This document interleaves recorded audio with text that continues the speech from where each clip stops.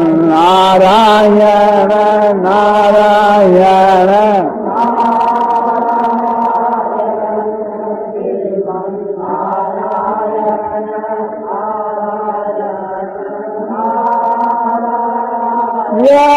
रामचंद्र की मार भक्तवंशी। जो इंद्रियों के भी कारण हैं उनको इंद्रियां ग्रहण नहीं कर सकती।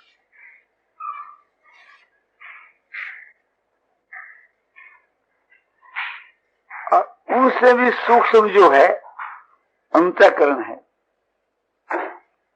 अंतःकरण के 3 भेद है, मन बुद्धि अहंकार। उसमें मन सबसे मोटा है, विकारी है। ये अंतःकरण का मोटा विकार है, या यूं कहो कि कार्य है। तो अहंकार का कार्य वही मन है। जो देह के मन जो अहंकार एक वृत्ति है उसका मोटा रूप है, वही एक प्रकार से मन है, जो मनन करता है, चिंतन करता है, हर एक पदार्थ का मनन करता है, संकल्प विकल्प करता है, ये मन है। मन अंतःकरण है, इंद्रियों से विश्व से सबसे सूक्ष्म है, तन्मात्राओं से भी सूक्ष्म। मन सबका चिंतन कर सकता है, और मन से भी परे जो अहंकार है, अहंकार के जो परमाणु और भी सूक्ष्म,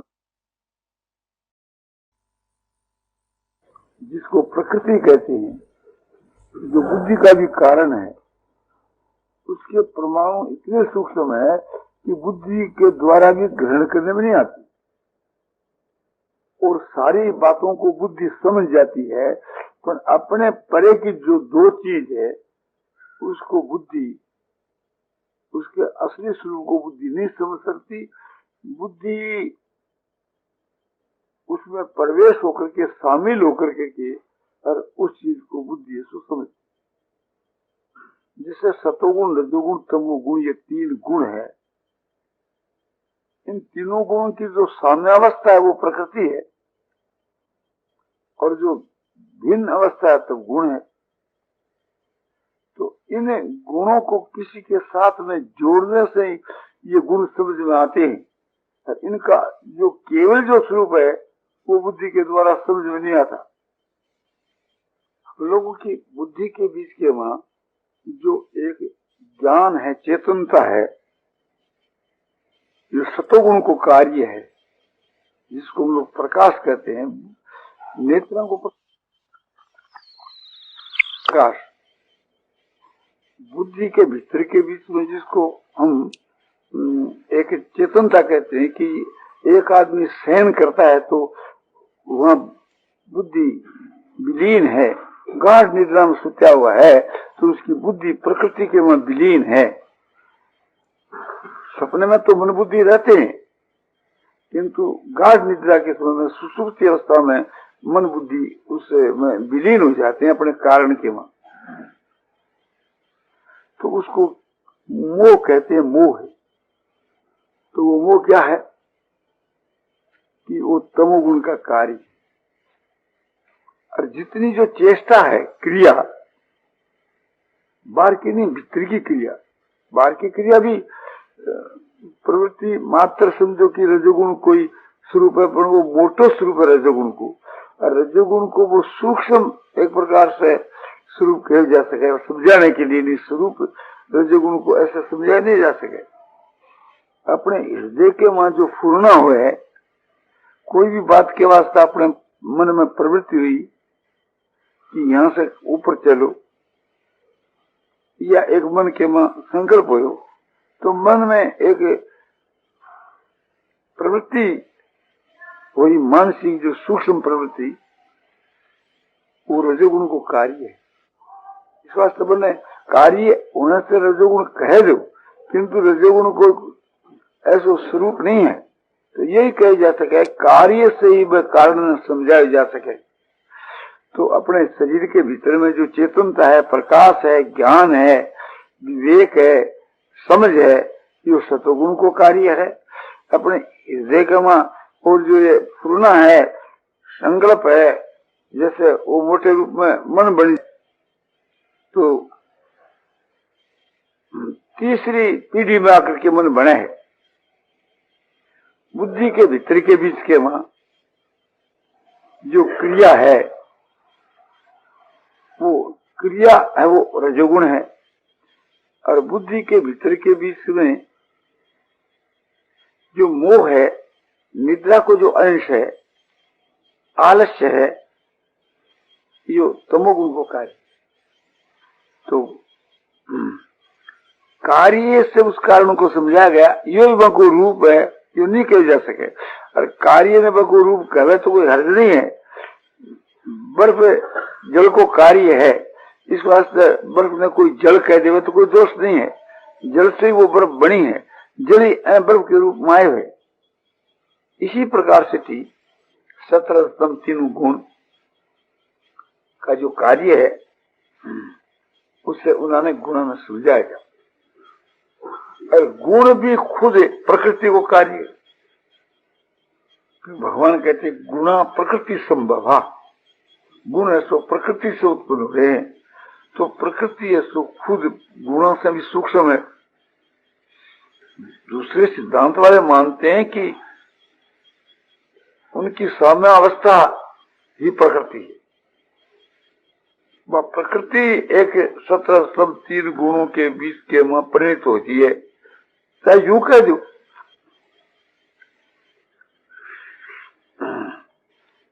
प्रकृति का जो परमाणु संस्कार उस गुणों से भी सूक्ष्म है।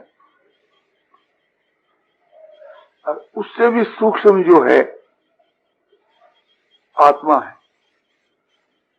आत्मा की सूक्ष्मता विलक्षण है। प्रकृति तक जो आपने बताया वहां तक तो एक प्रकार से ये सब पदार्थ जड़ है। और प्रकृति से और आगे चेतन में आए जीवात्मा में, तो यहाँ एक प्रकार से यहाँ अब चेतनता जब आ गई तो चेतन को परमाणु के रूप में नहीं कह सकते। प्रकृति तक समझो कि परमाणु आप कह सकते हो, फिर भी समझाने के लिए, जैसे व्यष्टि प्रकृति समष्टि प्रकृति, जीव की जो प्रकृति है वो व्यष्टि है। तो प्रकृति का ही मोटा रूप जो सो स्वभाव है। इस वास्ते स्वभाव और प्रकृति दोनों एक ही चीज है, कोई अलग नहीं है। समझाने के वास्ते या उसको पर्याय भी कह सकते हो कि प्रकृति कह दो चाहे स्वभाव कह दो। तो एक तो जीव को स्वभाव है, एक ईश्वर को स्वभाव है। तो ईश्वर को जो स्वभाव है वो तो समष्टि है, जीव को स्वष्टि है।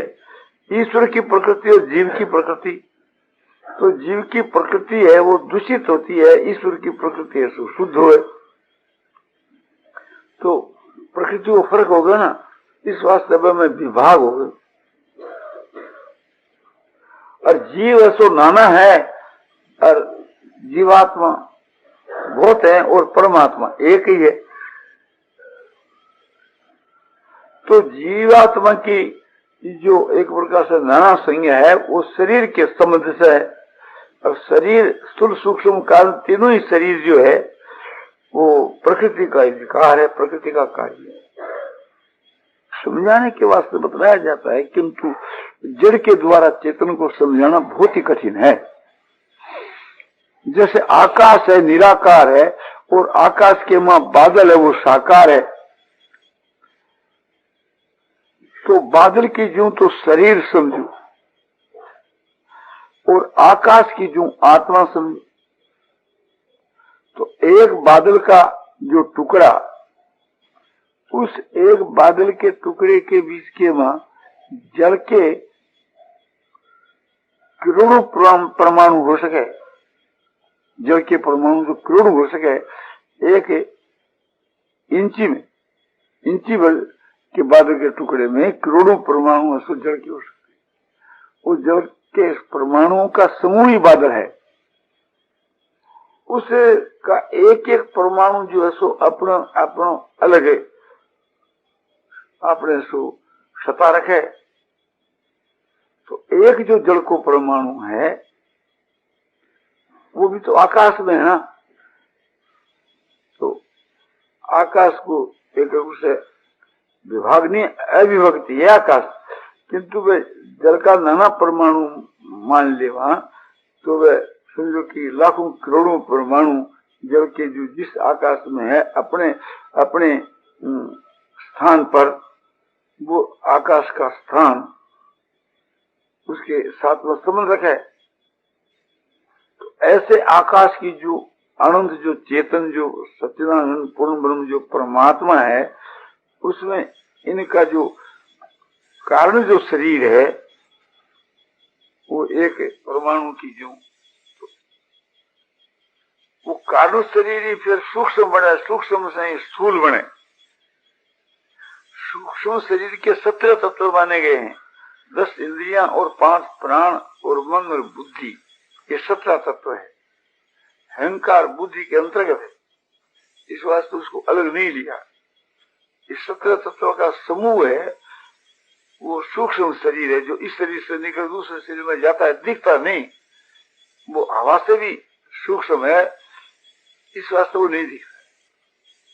प्राण जो है वो हवा की जो स्वरूप है, तो हवा भी नहीं दिखती, और वो तो एक प्रकार से कारण शरीर तो इन सब से सूक्ष्म है, मन बुद्धि से, उससे सबसे। तो ऐसा जो ईश्वर की जो माया प्रकृति स्वभाव, उसका एक परमाणु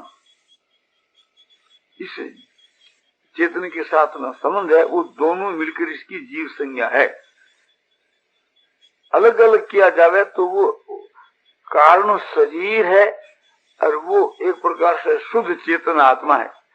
शुद्ध चेतन जो आत्मा है उस अंश को तो कहते हैं कूटस्थ व्यष्टि चेतन, और उसका व्यष्टिपन उस कारण शरीर के संबंध से ही है, नहीं तो उसका विभाग हो नहीं सके। तो कारण शरीर के साथ में जो चेतन है व्यष्टि चेतन, तो दोनों मिलकर उसको जीव कहते हैं, जीवात्मा उसका नाम।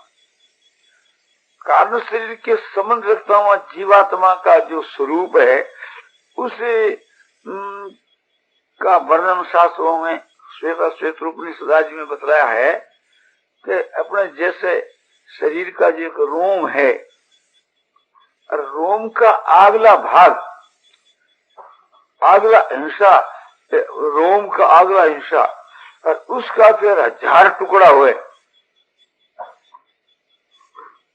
इस तरह से मैं कुछ जीव की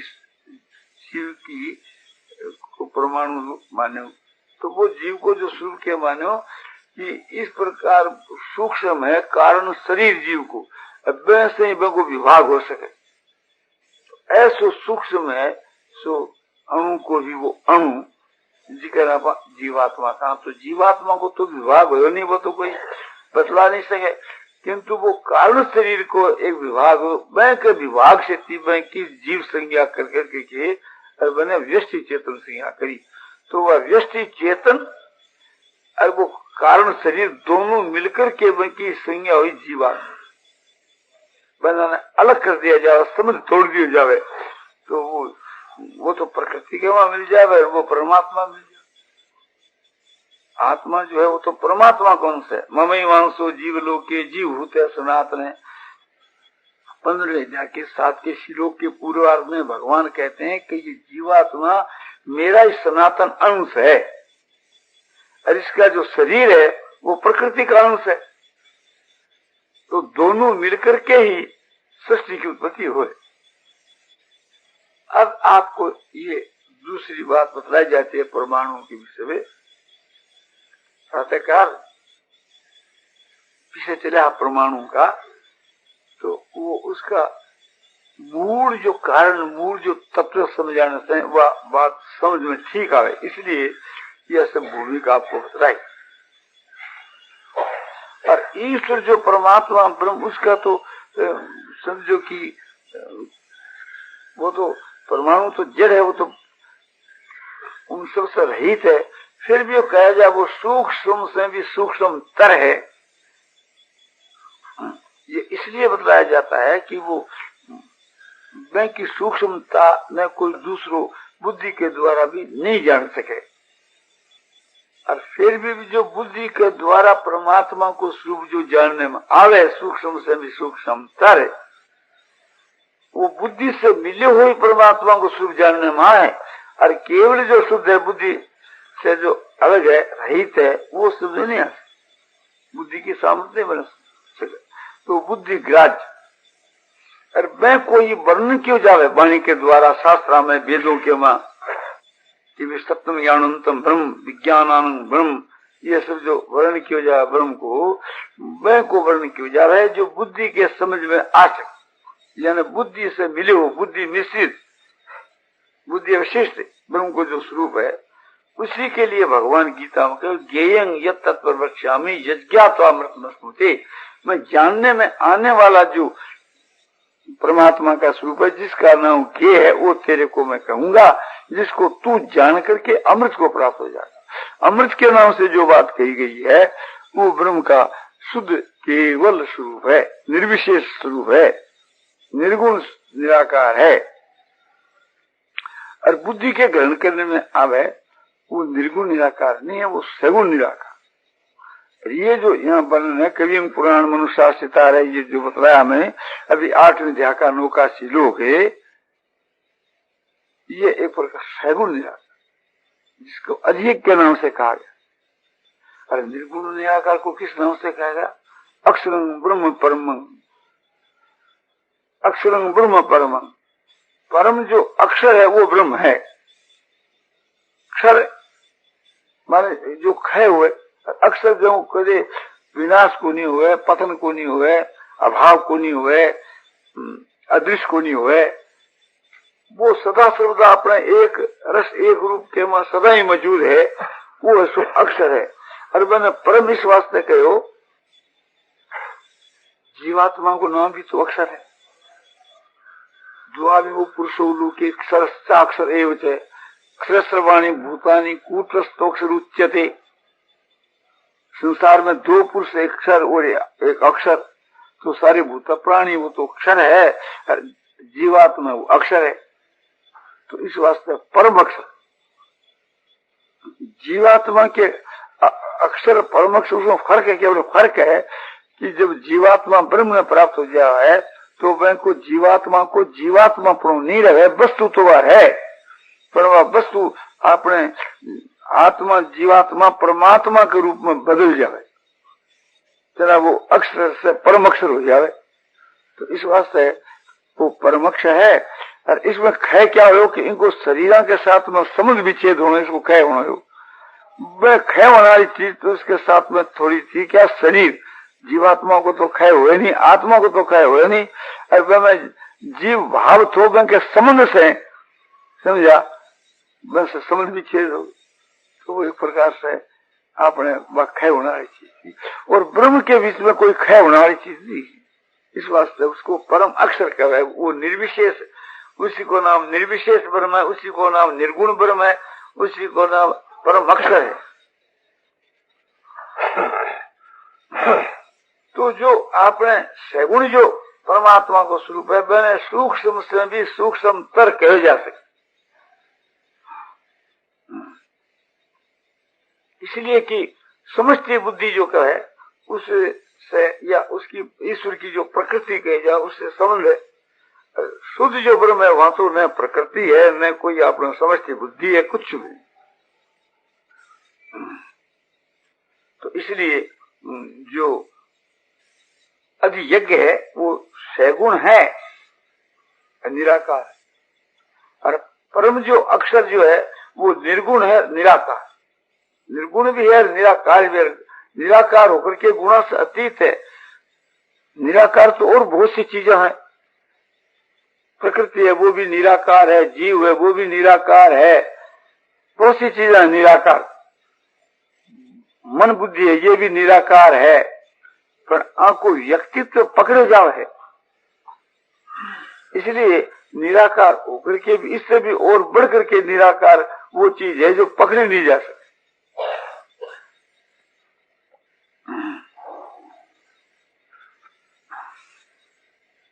तो अब आपको और सब परमाणुओं की बात बतलाई जाए, अर्थ का अपने सिद्धांत बतला दियो जैसे आप समझ सको कि भी ये परमाणु की चीज है।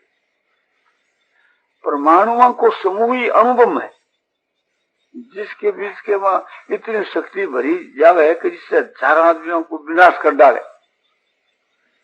अब ख्याल करना चाहिए, अब जो विषय है परमाणुओं को, इनको तो बड़ो विस्तार है, ये कोई 2-4 मिनट में नहीं कह जा सकते, तो कम से कम इसके लिए 1 घंटा की दरकार। तो जो आपने एक सिद्धांत बतला दिया, संसार में जितने पदार्थ है सबके परमाणु, जड़ जो प्रकृति है उसी का जो सूक्ष्म से सूक्ष्म जो एक प्रकार से परमाणु है वो अपने बुद्धि का परमाणु है, और बाकी उसके बाद जितने जो परमाणु है वो उससे मोटा, वो उससे स्थूल, वो उससे स्थूल, वो ऐसा परमाणु। जितनी बीमारियां हैं उनके सबके परमाणु हैं, जितना जो स्वभाव है उन सबके परमाणु है, कर्मों की क्रिया के सब परमाणु है, पदार्थों के सबके परमाणु है, भावों के परमाणु, हृदय के जो भाव है वो एक हृदय में स्थित वो हृदय के भावों के परमाणु है। भाव के भी 2 भेद है, मोटे 2 भेद, त्रिभाव और सद्भाव, क्षमा, दया, शांति, समता, संतोष, सरलता, ये जितने जो उत्तम उत्तम जो गुण है वो सद्भाव रूप परमाणु है। और दुर्भाव क्या है कि काम, क्रोध, लोभ, मोह, अहंकार, राग, द्वेष, जितने जो दुर्गुण है ये दुर्गुण रूप अपने परमाणु है। ऐसे ही क्रिया रूप परमाणु, क्रिया के भी अच्छे और बुरे दोनों भेद है। जिसको हम पाप कर्म कहते हैं वो बुरी क्रिया है, जिसको हम शास्त्रविद कहते हैं वो सात्विक क्रिया। तो ये सब जो समझो कि यज्ञ है, दान है, तप है, सेवा है, तीर्थ है, व्रत है, ये इत्यादि के जो आपने तीर्थ करना, व्रत करना जिसके साथ में लग जाए वो क्रिया हो जाए, ये बाहर की क्रिया। और भीतर की क्रिया मानसिक क्रिया हो, जिससे संकल्प विकल्प है तो ये क्रिया है, पर ये मन की क्रिया है, ये मानसिक परमाणु। और भाव को भाव है, ये बुद्धि के परमाणु, ये सूक्ष्म परमाणु बुद्धि के परमाणु। तो गुण युक्त, भाव युक्त, क्रिया युक्त, पदार्थ युक्त, ये सब अलग अलग परमाणु। ये और सब जितने पदार्थ है तो इसी प्रकार से थी। ये प्रकृति जो है जड़, उसका मोटा रूप आया वो गया अज्ञान, उसका और मोटा रूप आया तामसी अंश का, वो हो गया समझो कि अंधकार। तो नेत्रों का जो विषय है वो प्रकाश और अंधकार दोनों अलग अलग, बुद्धि का जो विषय है वो अलग अलग, ज्ञान और अज्ञान। प्रकृति और पुरुष के साथ में मुकाबला चेतन के साथ में जड़ चेतन, तो जीवात्मा चेतन और प्रकृति जड़। जीवात्मा की जो बुद्धि है एक प्रकार से उसमें 2 चीज ज्ञान और अज्ञान। इसी तरह से थी हमारे नेत्र, उनके 2 विषय अंधकार और प्रकाश। तो ये तीनों है जड़ है, और तीनों ही एक प्रकार से तमोगुण रूप है। जो अज्ञान है और प्रकृति का तम भाव है वो, और जो अंधकार है ये सब एक प्रकार से तमोगुण है। और क्रिया जो है बाहर की क्रिया, मन की क्रिया और समझो कि प्रकृति के में भी क्रिया होती रहे, तो ये तीनों क्रिया जो है सो रजोगुण से, और बुद्धि जो है और समझो कि अपने चेतन जो आत्मा है और बुद्धि जो है और जो दृष्टि जो है, प्रकाश जो है, ये सब एक प्रकार से थी, ये सतोगुण का समूह है। तो इस प्रकार से इनको समझ करके इनके परमाणुओं को विशेष रूप से थी विस्तार से समझने की जरूरत है। तब आपको मालूम हो जाएगा कि भी संघ का जो गुण और दोष किस तरह से ये संसार में है। नारायण नारायण नारायण श्रीमन नारायण नारायण श्रीमन नारायण नारायण श्रीमन नारायण नारायण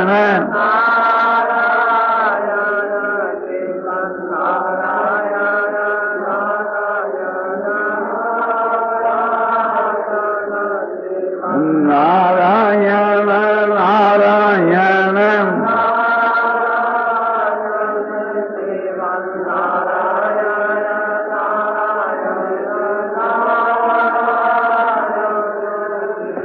नारायण नारायण नारायण